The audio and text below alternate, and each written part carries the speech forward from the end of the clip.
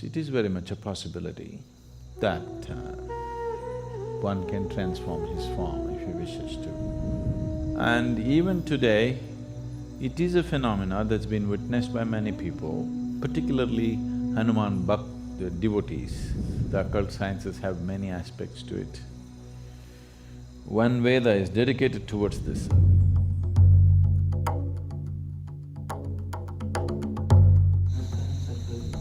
From childhood I used to hear about Hanuman.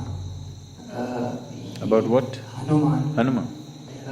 He used to take Jain forms whenever he wanted. He used to fly. He used to have very small, he used to concise his body to smaller size. Was it real or just any fictionary or symbolic, symbolic science or something like that? Thank you. About a certain person becoming small or big, or flying or doing something else, is that a possibility? Very much a possibility, very much a reality. It was very much prevalent in this country, in this culture, but it was looked down upon. But it was looked up elsewhere, particularly in the Native American cultures. There is a whole tradition of shamanism where it is… even today there's any amount of talk about how a Native American shaman becomes an eagle, becomes a fly, becomes a wolf, transforms himself into some other form and gets there and all this. So these are not just stories, it is very much a possibility that one can transform his form if he wishes to. There is a panel in the Dhyana Linga where somebody transformed himself into a form that was relevant to someone else. Have you noticed it? You did not? So, about people taking on the forms that they wish according to the convenience is not a new thing or it's not an unheard of thing. Almost in every part of the world it is there. Particularly it is being publicized in a big way about the North American and South American shamans these days, about shamans becoming eagle and becoming wolf. These two forms are very common for them. That was not unheard of here, but it was looked down upon in this culture. There it is being looked up to because this is not spirituality, this is occult.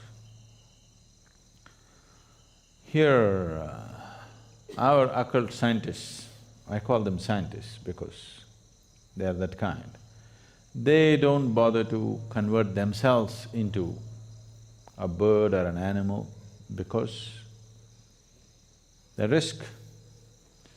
There is a beautiful story about…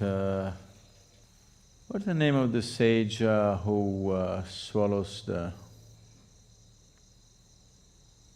You know whom I'm talking about? Ashwini Kumaras, and they went to him to learn this Shuklacharya. Yeah, he took the form of a horse, is it? Ashwini Kumaras took the form of horse and he swallowed what? Shuklacharya, I think. So, there's a whole big story which is maybe a kind of a branch out from Mahabharata, it's more from Krishna Avtara kind of thing.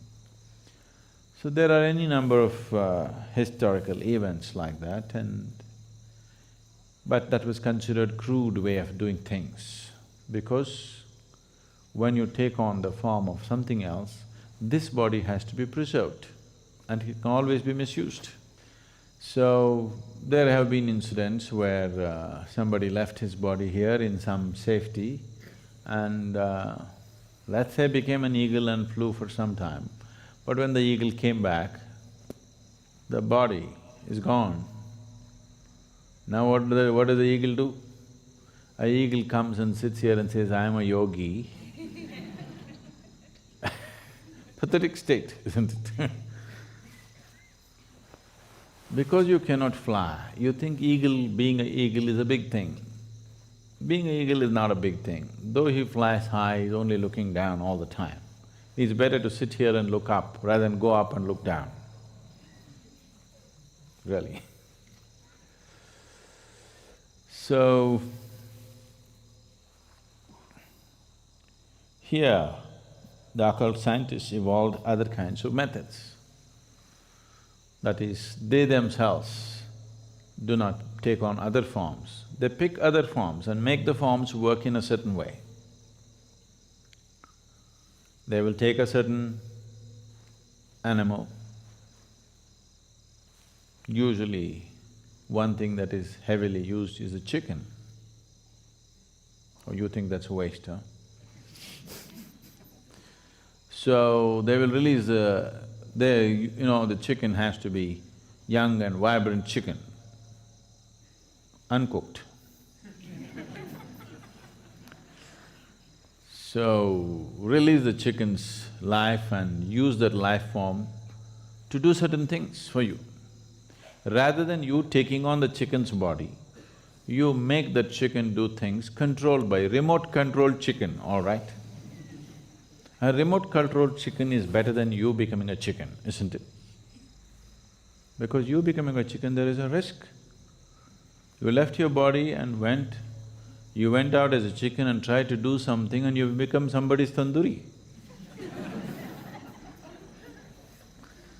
So, they evolved better, more sophisticated methods to deal with the same things. Is that possible? Hanuman becoming small, big, very much possible. And even today, it is a phenomena that's been witnessed by many people, particularly Hanuman devotees. Change of form is a very common thing among the devotees of Hanuman even today, because that is the trend he set. Hanuman is a superman. Okay, a little bit of tail and facial features, the rest is Superman. He is a Superman. His strength is his devotion. The devotion in his heart is so strong. Because of that, he stood out shining, because of his sheer devotion.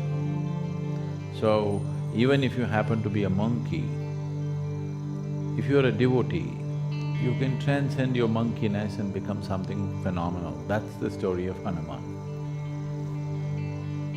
It works even if you happen to be a donkey.